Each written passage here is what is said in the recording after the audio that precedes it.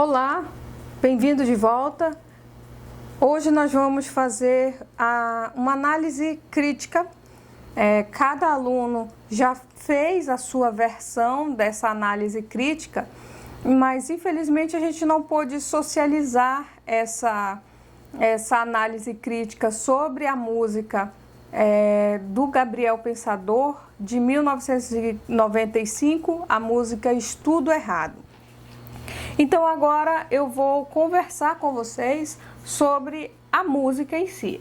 Primeiro que o Gabriel Pensador é de uma classe, uma família de classe média alta.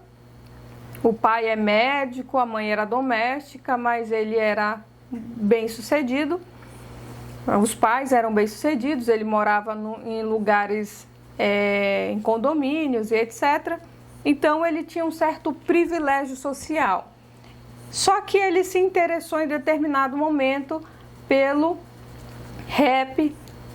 Antes ele se interessava pela pinchação e desistiu da pinchação para poder e se apaixonou pelo rap. O rap que era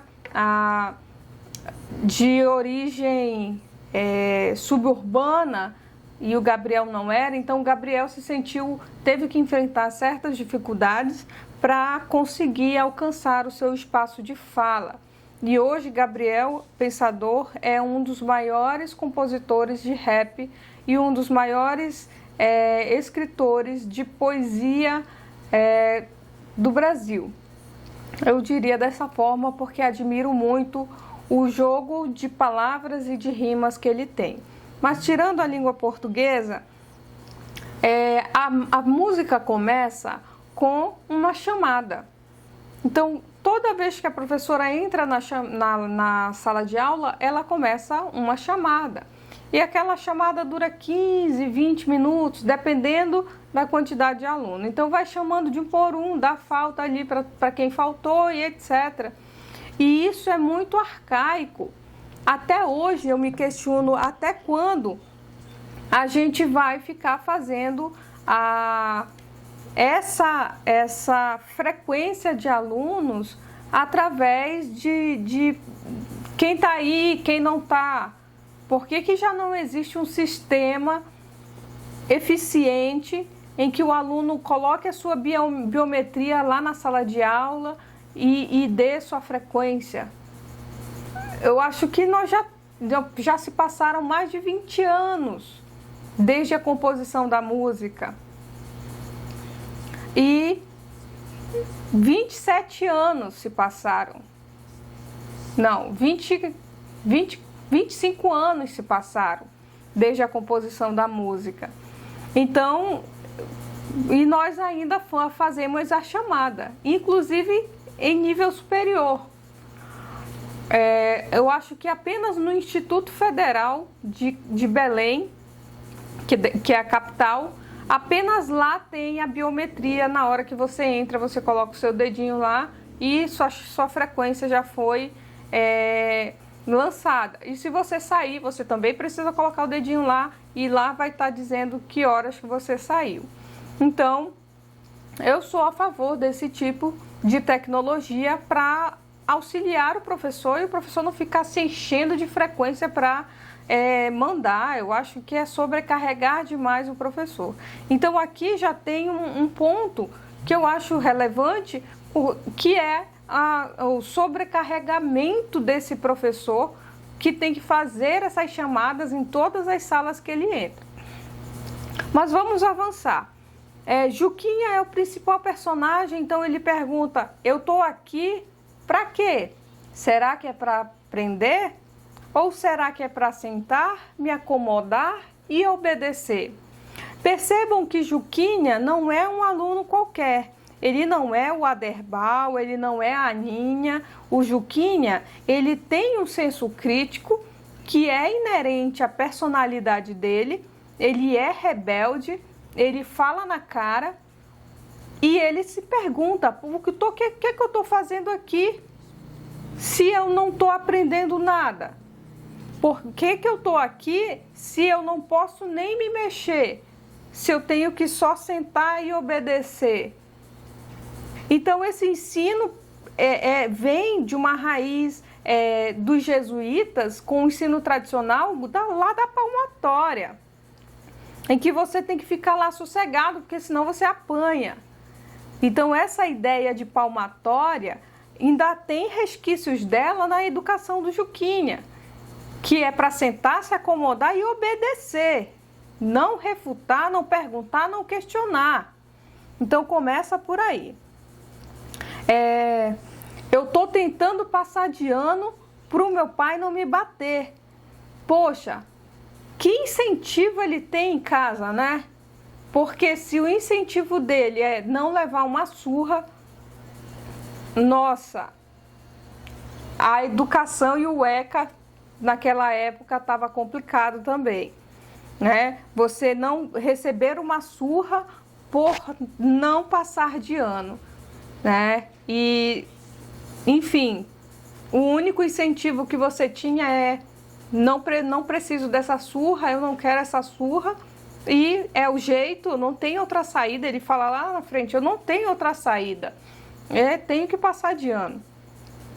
Então, como ele fica questionando, como ele é rebelde, como ele não é o aluno comportado, ele fica sem recreio.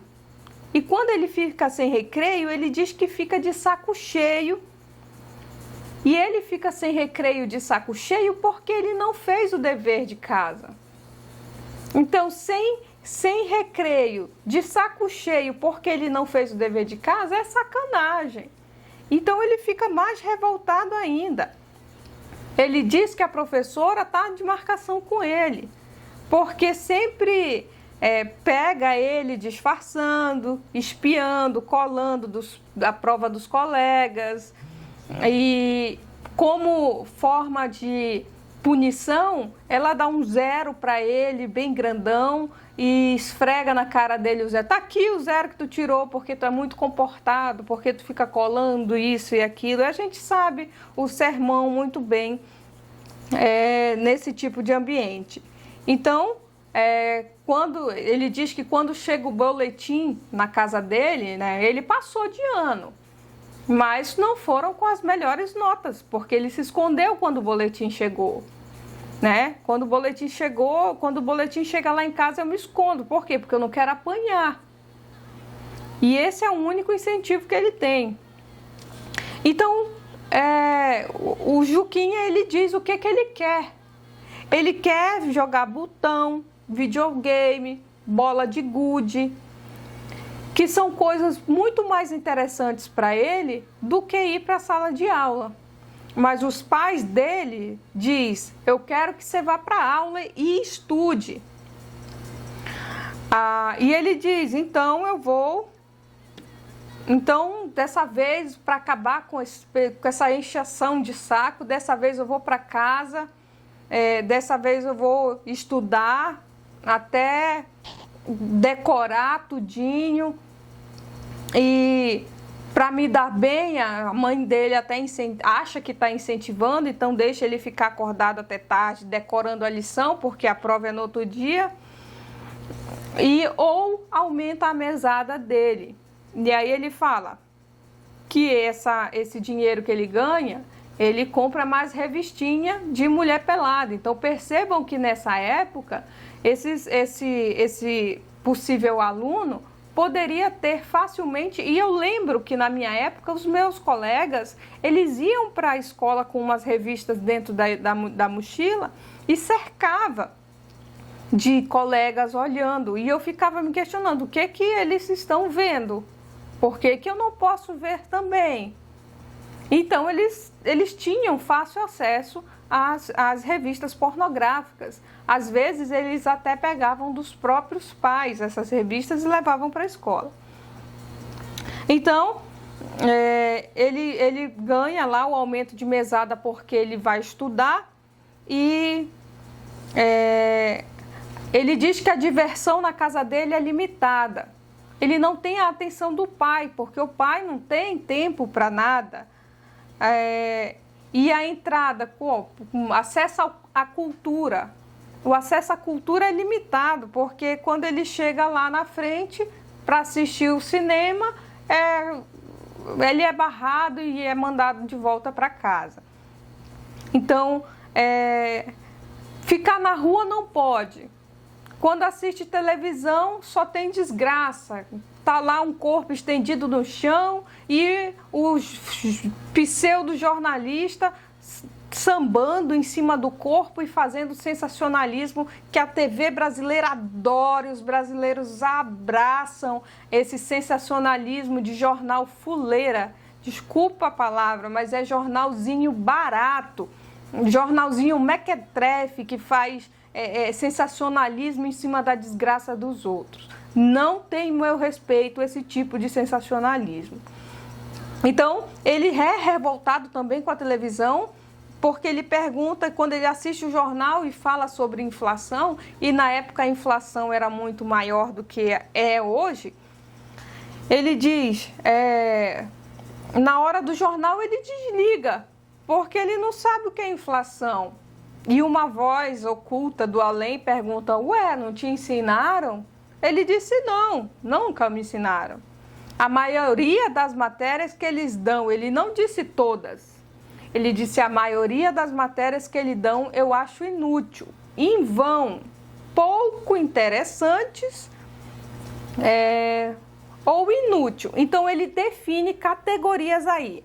Primeira categoria, que eles dão eu acho inútil. Então, às vezes, a disciplina não tem utilidade para ele. Às vezes, a disciplina é vã, não tem vantagem para ele. Às vezes a disciplina é pouco interessante ou abordada de forma pouco interessante, ou pouco interessante, são essas categorias que ele dá. Então, ele diz que nem todas são, mas a maioria se enquadra em uma dessas categorias que ele citou. Então, percebam que tem uma que é pouco interessante. E ele fala lá na frente da história, que até a história que ele gosta tanto fica chata com a abordagem que é dada para essa disciplina. Então, continuando na música, ele diz que está cansado de estudar, de madrugar. Ele diz que é um sacrilégio ir para o colégio. Então, ele foi relendo todo o conteúdo dele até a prova começar, porque você tem uma memória de curto prazo e uma memória de longo prazo. A memória de curto prazo funciona muito bem, até 3 dias, e a memória de longo prazo é para a vida inteira. Então, o que ele utilizou ali para fazer a prova foi a memória de curto prazo. Ele pegou, foi lendo, foi relendo o que ele já tinha lido e ficou tudo na memória de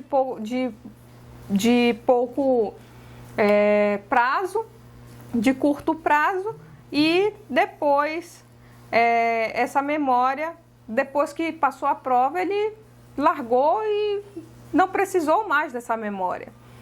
Então,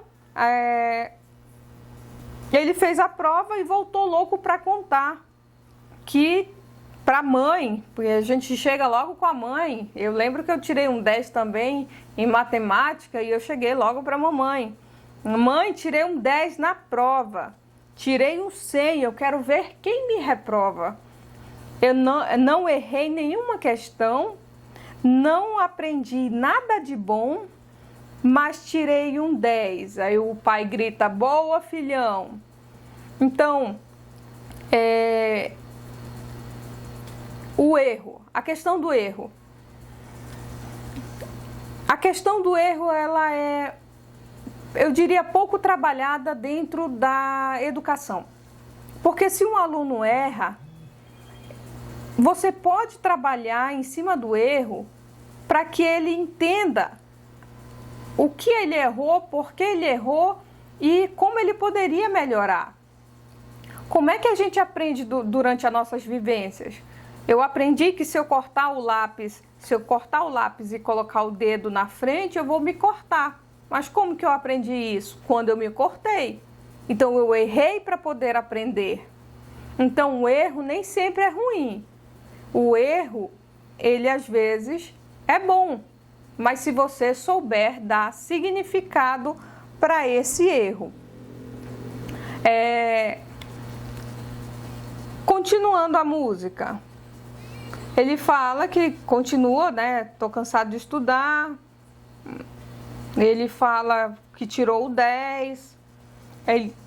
Ele diz, quase tudo que aprendi, amanhã, foi o que eu disse, ó, amanhã já esqueci. Decorei, copiei, memorizei, mas não entendi.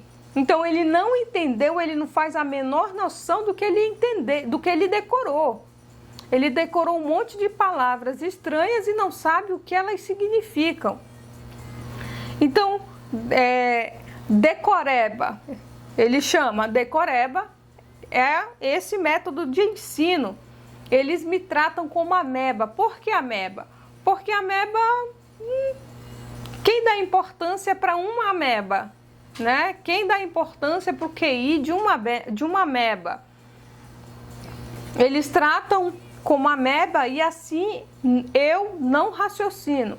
Então ele quer raciocinar, ele quer entender, ele quer saber o porquê das coisas. Ele quer aprender as causas de tudo. Não aprendo as causas das coisas, ele só decora os fatos. Então, ele não quer saber se o método de ensino decoreba não quer saber se a pessoa aprendeu ou não, e sim se ela só decorou. E se ela decorou, é sinal que ela aprendeu. Para o método decoreba é assim. Então, não aprendo nada, não aprendo as causas e consequências, eu só decoro os fatos. Desse jeito, ele diz que até a história, eu penso que é a disciplina que ele mais gosta, até a história fica chato. Mas os velhos, ele se refere aos pais, mas os pais me disseram que o porquê, junto com acento, é o segredo. Então, quando ele não entende nada, ele levanta o dedo e pergunta por quê. Porque eu quero usar a mente, eu quero ficar inteligente, sei que ainda não sou gente grande, mas ainda assim sou gente. Ele sabe a importância de estudar e ele sabe que o problema de todo essa narrativa é simplesmente a falta de motivação que ele tem para estudar. Então, sem motivação, acaba enjoando. E diz, o sistema bota um monte de abobrinha no programa. E é verdade. Olha, as matrizes curriculares, elas já foram formuladas várias vezes, desde que o Gabriel Pensador publicou a música. Não foi por causa dele, mas desde 1995, o ensino, a matriz curricular passou por várias mudanças. Mas ainda assim, eu acredito e concordo com o Gabriel que tem muita abobrinha no programa. Tem coisas que eu olho para que essa pessoa precisa aprender isso. E tem outras coisas que seriam tão importantes ela aprender e não estão no programa. Então ele diz, mas para aprender a ser um ignorante, por mim eu nem saía da minha casa. Então, quando ele sai de casa, o que ele vai aprender? Nada. Nada de interessante, nada de importante. O que ele aprende a ser é um ignorante, porque ele acaba ignorando, ou com todo mundo, acaba ignorando com todo mundo a realidade que ele está vivendo.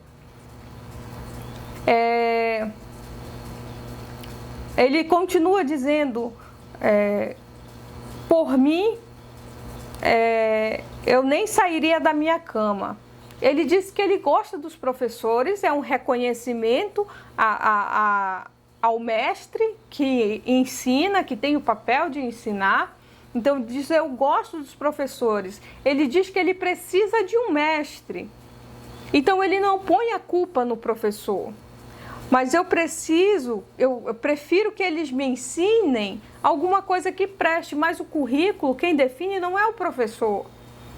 Então ele tira meio que essa culpa de cima do professor e volta dizendo que ele precisa de conteúdo de qualidade. Ele diz que precisa saber o que é corrupção, para que serve um deputado. Não me diga que o Brasil foi descoberto por acaso, que a minhoca é hermafrodita ou sobre a tênia solitária.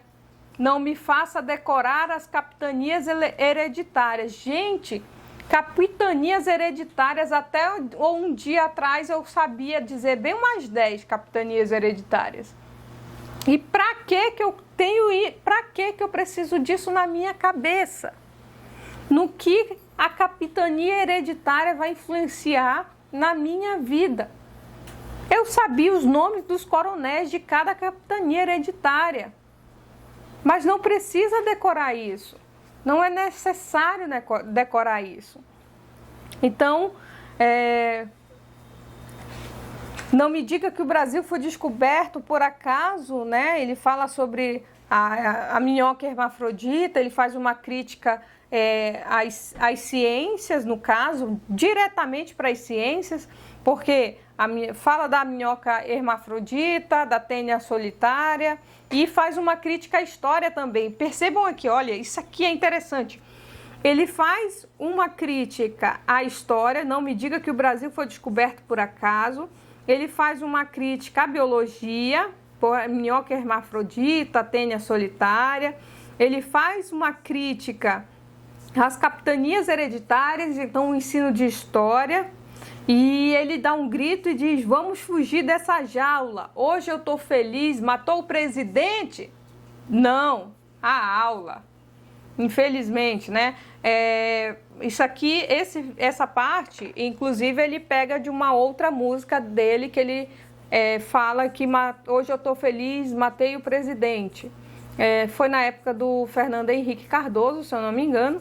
E ele fez uma nova versão dessa música para o nosso atual contexto. Eu acho que vale muito a pena você ver. Então, matei a aula porque não dava, eu não aguentava mais. E fui escutar o pensador escondido dos meus pais. Então, tem muitos adolescentes que têm o seu smartphone e colocam o fone de ouvido aqui, a aula está rolando, mas para ele está ali escutando a música dele e acabou a aula para ele. Então, mas se eles fossem da minha idade, eles entenderiam. Aí alguém grita, esse não é o valor que um professor merecia. Aí, sujou o inspetor. Que inspetor, nossa, isso aqui é arcaico demais. E, inclusive, ainda hoje, tem concurso público para inspetor. Só que ele não tem mais esse nome inspetor. Eu esqueci agora o nome, mas já tem uma nova espécie de inspetor. Então, ele diz, acabou a farra já para a sala do coordenador. Ele achava que ia ser suspenso, mas era só para conversar. Me disseram que a escola é o meu segundo lar. Por que a escola é o segundo lar dos alunos? Porque metade do dia ele passa em casa, metade do dia ele passa na escola e as outras 12 horas ele possivelmente passa dormindo. Então, de fato, a escola é um dos espaços que as crianças mais passam tempo. Então, percebam a importância da escola. E é verdade, ele concorda, é verdade, é o meu segundo lar e eu aprendo muita coisa realmente. O que o Gabriel Pensador, na forma de Juquinha, aprende aqui? Ele aprende a socializar, ele aprende a fazer amigos, ele aprende a compartilhar conhecimento com amigos, ele aprende a conversar, dialogar. Então, ele diz que Ele faz amigos, conhece gente, mas ele não quer estudar para sempre. E realmente o nosso ensino ele é muito demorado, poderia ser mais agilizado. Você passa 18 anos para concluir, uns 16 anos agora para concluir o ensino médio, 17, sei lá. Então, é muito tempo estudando realmente. Então, não tem outra saída, mas o ideal é que a escola me prepare para a vida, discutindo e ensinando os problemas atuais e não me dando as mesmas aulas que eles deram para os meus pais. Então, se essas aulas que o Juquinha recebeu em 1995 eram as aulas que ele recebia dos pais dele, então na aula que ainda é fornecida hoje é a aula dos avós, sabe? É a aula antigona. Então, e não me dão com matérias das quais eles não lembram mais nada. Eu perguntei, a mamãe fez uma aula de francês dentro do curso de magistério. Eu perguntei outra vez se ela lembrava de alguma coisa, ela me disse uma ou duas palavras e esse foi embora o francês dela. Então, o francês ficou para trás. E quando eu tiro 10 é mesmo uma palhaçada. Ele acha uma palhaçada tirar 10. Como é que uma pessoa tira 10 sem saber nada? E eu via meus alunos tirando notas melhores que as minhas sem aprender nada realmente. Então, ele volta com o refrão e diz: a escola é onde formamos nossa personalidade. Eu concordo com ele. Vocês tratam a educação como negócio, onde a ganância e a exploração e a indiferença são sócios. Quantos governos não passam e usam a educação como forma de corrupção? A gente tem aí o rombo do Fundeb, tirando horrores de dinheiro da educação básica. Para quê? Dizem que é para Covid, mas é para Covid de fato? Eu acho pouco provável, duvido muito. Então, para encerrar, quem devia lucrar só é prejudicado. Assim, vocês vão criar uma geração de revoltados. E eu sou a revoltada. Eu sou uma revoltada. Tá tudo errado. E eu já estou de saco cheio, então me dá minha bola, que é muito mais interessante eu ir para o recreio. Aí a professora diz: Juquinha, você está falando demais, colabora comigo, senão eu perco o meu emprego. Desculpa, professora, mas é só a verdade. Então o Juquinha, ele faz essa crítica, ele abre a boca e fala mesmo o que ele pensa, porque se ele não falar, quem vai falar? E ninguém fala realmente. Infelizmente, a forma como ele trata a educação aqui é a forma como a gente vê a educação ainda dentro da nossa sala de aula. Então essa era a minha análise e até o próximo vídeo.